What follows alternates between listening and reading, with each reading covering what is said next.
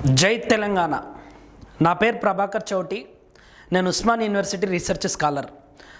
ఇటీవల కాలంలో తెలంగాణ రాష్ట్ర ముఖ్యమంత్రి కేసీఆర్ గారు రాజ్యాంగం మార్చాల్సిందే, రాజ్యాంగం మారకపోతే దేశం కుప్పకూలిపోతుంది, లేకపోతే తెలంగాణ కుప్పకూలిపోతుంది, తెలంగాణ హక్కులన్నీ కూడా హరించుకుపోతున్నాయి అనేటటువంటి ఒక కొత్త నినాదాన్ని ఎంచుకున్నాడు. ఎందుకో తెలుసా మీకు?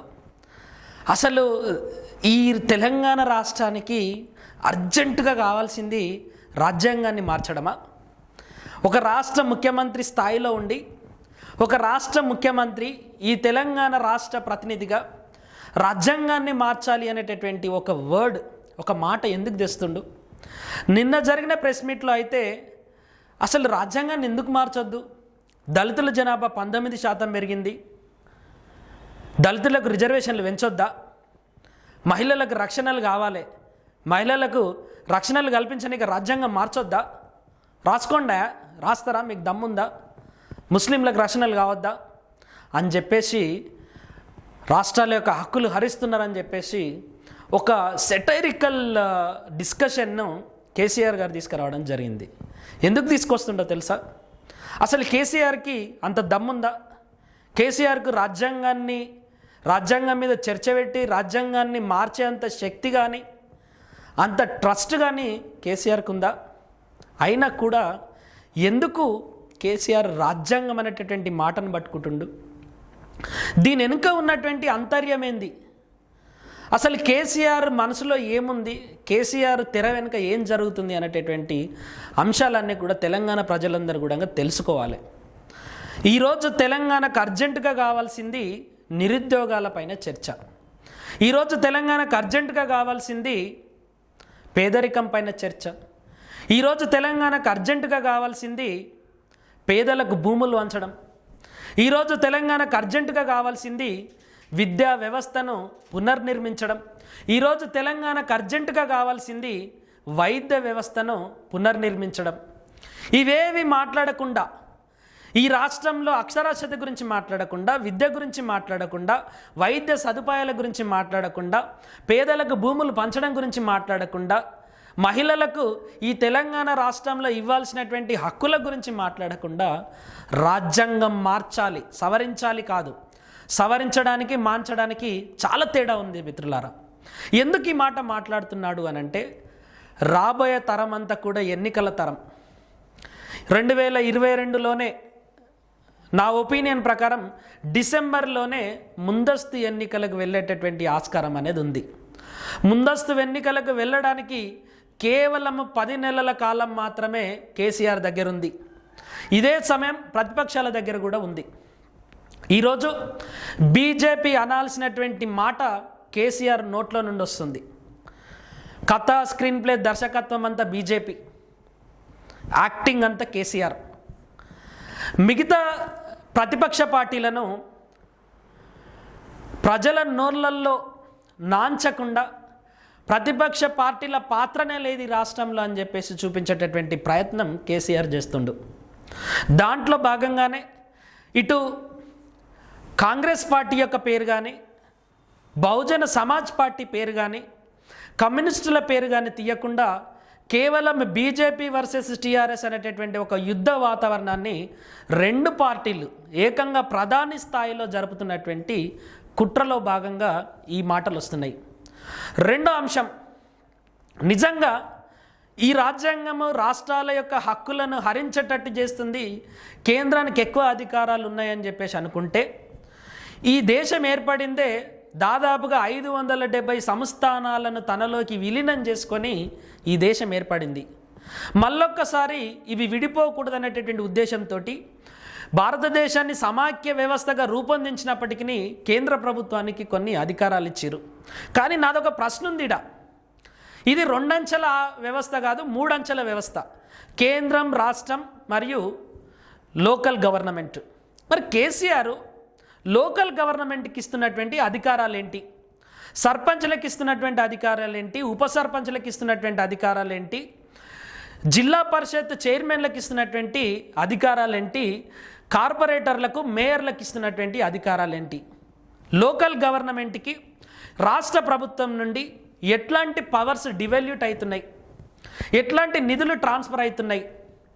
నిన్నగాక మొన్న అన్ని న్యూస్ పేపర్స్లలో సర్పంచ్లు కానీ, ఎంపీటీసీలు కానీ, ఎంపీపీలు కానీ, జడ్పీటీసీలు కానీ తమకు నిధులు రాక చేసినటువంటి అభివృద్ధి పనులకు ప్రభుత్వం నుండి చెక్కులు రాక ఆత్మహత్యలు చేసుకునేటటువంటి పరిస్థితికేమో లోకల్ గవర్నమెంట్ ప్రజాప్రతినిధులు వస్తారు. అసలు నీకు పవర్స్ యొక్క డివల్యూషన్ గురించి మాట్లాడేటటువంటి అర్హత ఉందా? నీళ్ళ పంపకంలో నీ చాతగానితనం వలన కృష్ణా నదిలో తెలంగాణకు రావాల్సినటువంటి వాటర్ రాలేదు, దాన్ని కేంద్ర ప్రభుత్వం మీదకి నొక్కేసినావు. అరే తెలంగాణ రాష్ట్రమే సాధించుకున్నాం మనం పోరాటంతో. ఎందుకు ఎట్లా? రాజ్యాంగం ఉంది, హక్కులు ఉన్నాయి, కొట్లాడడానికి హక్కు ఉంది, ధర్నా చేయడానికి హక్కు ఉంది, మాట్లాడడానికి హక్కు ఉంది, పాటలు పాడడానికి హక్కు ఉంది, అడ్డుకోవడానికి హక్కు ఉంది. ఇవన్నీ కూడా ఈ రాజ్యాంగం పొందపరచబడినటువంటి హక్కుల వల్లనే కదా. అయినా కూడా రాజ్యాంగం మార్చాలంటుండు.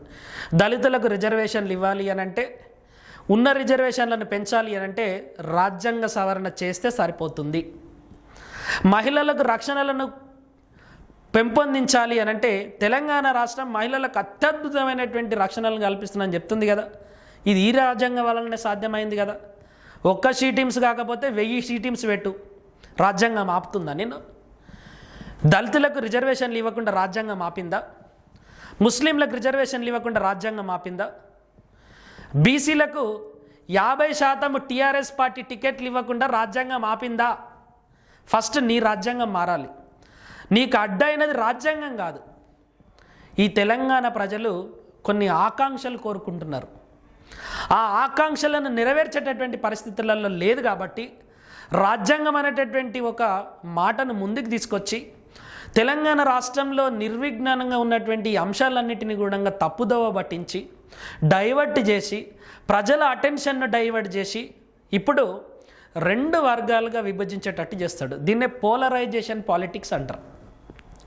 ఇంతకుముందు తెలంగాణ అనేటటువంటి అంశాన్ని పెట్టుకొని మీరు ముఖ్యమంత్రి అయ్యారు, మళ్ళొక్కసారి ముఖ్యమంత్రి కావాలి అని అంటే ఇప్పుడు కేంద్రం వర్సెస్ రాష్ట్రం, రాజ్యాంగం వర్సెస్ రాజ్యాంగం మార్చాలనుకునేటటువంటి వాళ్ళు. ఇంకా విచిత్రం ఏంది అని అంటే రాజ్యాంగం ఇచ్చినటువంటి హక్కుల ద్వారా, రాజ్యాంగం ఇచ్చినటువంటి మరి రిజర్వేషన్ల ద్వారా, రాజ్యాంగం ఇచ్చినటువంటి ప్రొవిజన్స్ ద్వారా ఎమ్మెల్యే టికెట్లు పొంది మరి ఎస్సీ ఎస్టీ కాన్స్టిట్యున్సీలలో ఎమ్మెల్యేలుగా అయినటువంటి కొంతమంది చెంచాలు అవును కేసీఆర్ చెప్పినట్టు రాజ్యాంగం మార్చాల్సింది అంటుండ్రు. అరే సిగ్గుదప్పిన వెదవల్లారా, రాజ్యాంగం మారిస్తే మీరు కనీసం కార్పొరేటర్ కూడా కాలేరు, కనీసం సర్పంచ్ కూడా కాలేరు. కేసీఆర్ టికెట్ ఇస్తాడు అనుకున్నారా? కేవలం మీకు రిజర్వేషన్ ఉంది కాబట్టి అక్కడ వేరే సామాజిక వర్గాలు పోటీ చేయడానికి వీలు లేదు కాబట్టి నీకు టికెట్ వస్తుంది. ఆడ నిజంగా అక్కడ ఇంకొకడు పోటీ చేసే అవకాశం ఉంటే ఏ ఒక్కడికి టికెట్ రాదు. ఇప్పుడు చెప్పండి, జనరల్ సీట్స్లలో ఎంతమంది ఎస్సీలకు సీట్లు ఇచ్చిరు, ఎంతమంది ఎస్టీలకు సీట్లు ఇచ్చిరు? మహిళలకు రక్షణలు కల్పించాలి అని అంటే 50% టికెట్లు మహిళలకు ఇవ్వు, ఎందుకు రక్షణ రాదో చూద్దాం. 50% టికెట్లు బీసీలకు ఇవ్వు, 119 కాన్స్టిట్యున్సీలలో. మొత్తం రాజ్యసభ ఎంపీ సీట్లు ఎవరికి ఇచ్చిరు మీరు? కార్పొరేషన్ పదవులు ఎవరికి ఇచ్చిరు? వీటన్నిటినీ ఇవ్వడానికి రాజ్యాంగం అడ్డుగా లేదు. 3 ఎకరాల భూమి ఇవ్వడానికి రాజ్యాంగం అడ్డుగా లేదు. విద్యార్థులకు చదువులు చెప్పడానికి రాజ్యాంగం అడ్డుగా లేదు. దేనికి రాజ్యాంగం అడ్డుగా లేదు? దేనికి అడ్డు ఉందయ్యా అంటే ఇది అడ్డు కాదు. ఈ అడ్డును తెడ్డుగా చేసుకొని ఇంకొక ఎలక్షన్ను గెలుద్దామనేటటువంటి ఒక అహంకారము, ఉద్దేశము, కుట్రపూరితమైనటువంటి ఉద్దేశం తప్ప ఈ రాజ్యాంగం మార్చేది లేదు, మార్చనికే నీకు దమ్ము లేదు.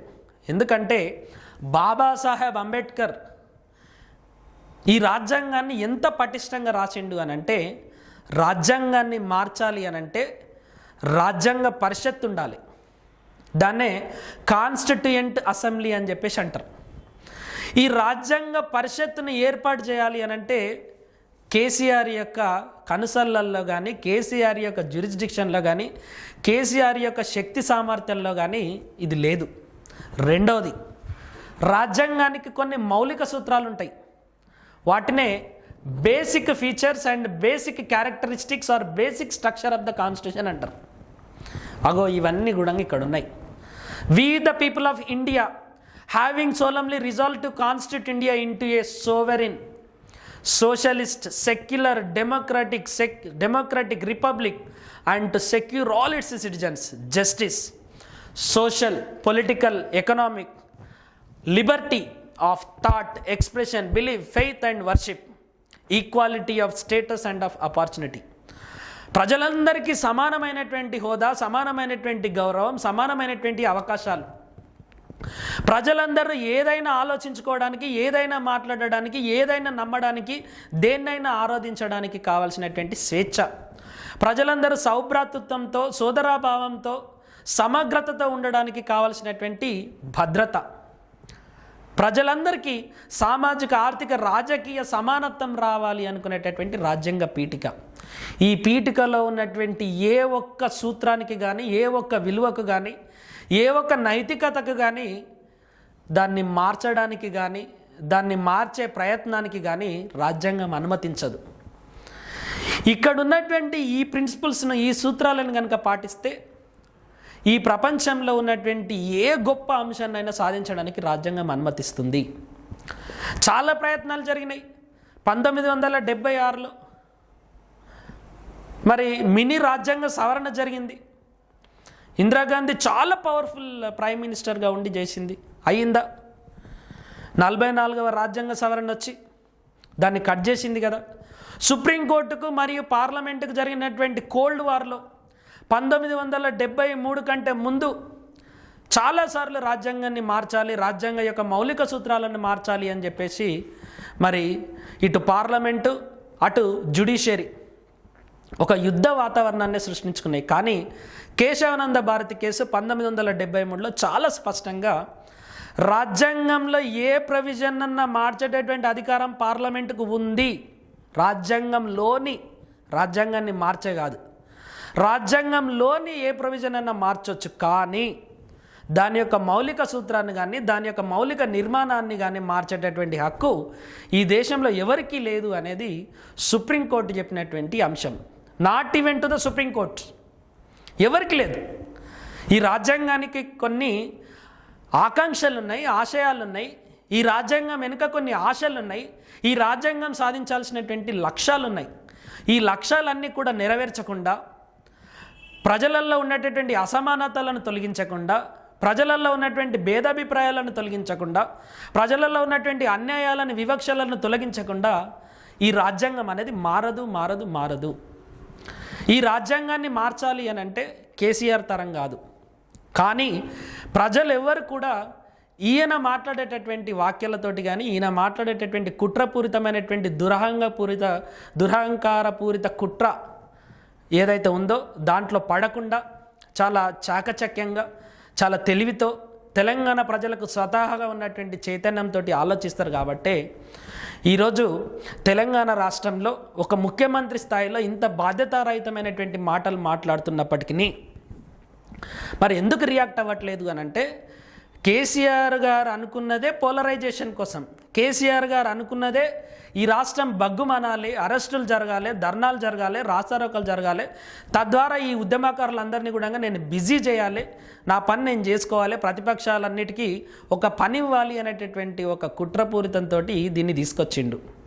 దీన్ని ప్రజలందరూ తమ తమ స్థాయిలలో మీరు ఎక్కడైతే ఉన్నారో అక్కడి నుండే సోషల్ మీడియా ద్వారా కానీ, మీ మొబైల్స్ ద్వారా కానీ మరి కేసీఆర్ యొక్క వాక్యాలను నిరసిస్తూ, మనకిచ్చినటువంటి రాజ్యాంగబద్ధ పరిధిలో కేసీఆర్ యొక్క మాటల్ని వ్యతిరేకిస్తూ మీరు పోస్టులు చేయండి, సోషల్ మీడియాను వాడుకోండి. తద్వారా ప్రజలు పోలరైజ్ కాకుండా న్యాయం వైపు, ధర్మం వైపు, అతి ముఖ్యంగా రాజ్యాంగం యొక్క స్ఫూర్తిని కొనసాగించేటట్టు మీరు మళ్ళండి. సో కాబట్టి ఇదంతా కూడా ఒక కుట్రపూరితమైనటువంటి గేమ్. ఈ గేమ్లో తెలంగాణ ప్రజలు ఎవరు కూడా పావులు కావద్దు అని చెప్పేసి నా విజ్ఞప్తి. జై తెలంగాణ.